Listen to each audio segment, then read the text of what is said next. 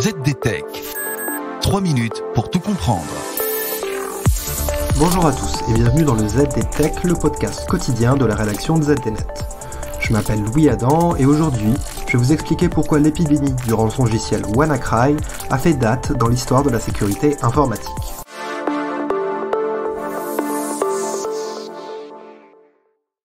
Le 12 mai 2017, de nombreux administrateurs système voient rouge. La cause ? Le ransomware WannaCry qui commence ce matin-là à infecter les ordinateurs à travers le monde. Pour les victimes, le résultat est toujours le même. L'ordinateur affecté et les données qu'il contient deviennent inaccessibles et un écran rouge s'affiche, demandant le paiement d'une rançon en Bitcoin pour récupérer l'accès aux données. En 2017, les rançongiciels sont une menace connue. Mais WannaCry se distingue par sa vitesse de prolifération.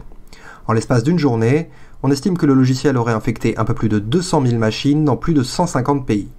Et tout le monde semble viser, de la PME aux grands hôpitaux britanniques. Dans cette situation, la réaction ne se fait pas attendre. Microsoft diffuse rapidement un correctif de sécurité visant à combler l'une des vulnérabilités utilisées par WannaCry pour se propager. Des chercheurs analysent le logiciel malveillant et découvrent également un kill switch, un mécanisme prévu par les concepteurs de WannaCry pour stopper sa propagation. Celui-ci est activé et parvient à ralentir la diffusion du logiciel pendant quelques heures avant que de nouvelles versions n'apparaissent. Une course contre la montre s'empare du secteur et le nombre d'infections par WannaCry finit enfin par chuter quelques jours après sa découverte. L'attaque laisse tout de même de nombreuses victimes sur le carreau, les dégâts sont difficiles à estimer mais se comptent en centaines de millions de dollars. Mais l'efficacité de WannaCry n'est pas due au hasard. Celui-ci dispose de fonctionnalités lui permettant de se diffuser très rapidement sur les réseaux de ses victimes.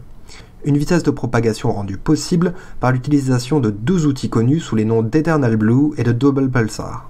Il s'agit de logiciels développés par la NSA, l'agence américaine du renseignement, et diffusés publiquement sur le web par le mystérieux groupe des Shadow Brokers au milieu de l'année 2016. Eternal Blue exploite notamment une faille de sécurité qui permet à WannaCry de se propager à la vitesse de l'éclair. Cette vulnérabilité avait pourtant été corrigée quelques semaines auparavant, mais rien, dans les indications de Microsoft, ne laissait penser que ce correctif avait une importance particulière. WannaCry a été une implacable démonstration des dégâts que pouvait causer une attaque informatique à très grande échelle. Mais l'affaire pose encore de nombreuses questions. Les États-Unis ont ainsi accusé la Corée du Nord d'être à l'origine de cette attaque, mais certains chercheurs estiment que les créateurs étaient d'origine chinoise. Et l'objectif final des auteurs de WannaCry n'est toujours pas clair, même aujourd'hui.